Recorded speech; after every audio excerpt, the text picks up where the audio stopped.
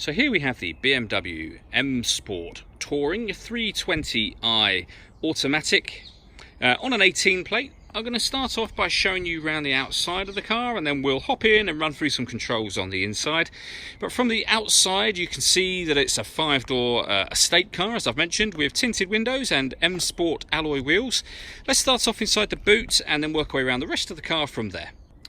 So the tailgate on this car will open electronically. You can do that by pressing the button on the bottom of this key or the button on the tailgate itself. As we approach the boot, you'll see that we've got reversing sensors, plenty of boot space as well, along with 3 individually folding rear seats. Okay, so we're just going to work our way back round to the front of the car, and then we'll hop in and run through some controls on the inside. But now that we've done a full circle of it, you can see it's in fantastic condition the whole way round. Just briefly before we climb in, I think it's well worth seeing the interior from this exterior point of view. You get full leather seats. There's plenty to run through on the dashboard, so let's hop in and we'll do that right now.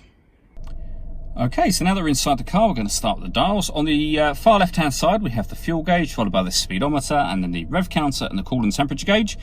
You can see the total miles for this car are 7,256. You can change the information that's displayed above that by pressing a button on the end of the indicator stalk, and you get various different bits of fuel economy information up there. If we back out to the steering wheel, on the left hand side we have cruise control and speed limiter, and on the right hand side stereo and phone controls including voice activation. We've then got the minus and plus pedals behind the steering wheel. That is so that you can change gear manually with this automatic gearbox. So at the top here we've got BMW's business nav. So that includes such things as satellite navigation. There's a full video showing exactly how this works on both our website and on our Facebook page. But in terms of the movement that I'm making on the screen, that's all being done using the iDrive system, which is essentially this dial. You can push this down to select things. You can also use these buttons just here. So for example, the main menu button is the button that we press to get to here. When it comes to music, this car's got DAB, FM and AM radio, as well as a CD player. You can stream music wirelessly via Bluetooth audio. We've also got USB input as well. On top of that, as I mentioned, we've got the satellite navigation just there, and this is where you will pair your phone under the connection heading. Working our way down, we've got the CD player and then dual zone climate control, so you can adjust the temperature on either side of the car. Fan speed from there. You can determine where you'd like the air to be distributed. When you're happy with those settings, that button turns the air conditioning on, so it's on at the moment, off, or back on again. Or you can hit auto and the car will maintain the temperatures you've asked for by taking full control of the fan speed for you. You can override that simply by pressing the auto button again.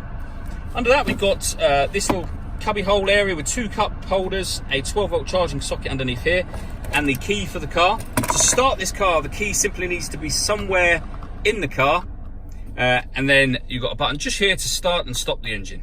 The button above that turns off the stop and start. So this car is designed to cut out when it's stationary in traffic to save you fuel. That button turns that system off. We then have the automatic gearbox, and to the right hand side of that, these buttons here. So we can turn off traction control with this one, and this button allows us to put the car into sport mode, eco pro mode, or comfort mode, which is in the middle, and that's where we are at the moment. If I press that button, you'll see we're now in sport mode. We can also go all the way up to sport plus, which is exactly the same as sport, but it gives us dynamic traction control, so just a bit racier feeling.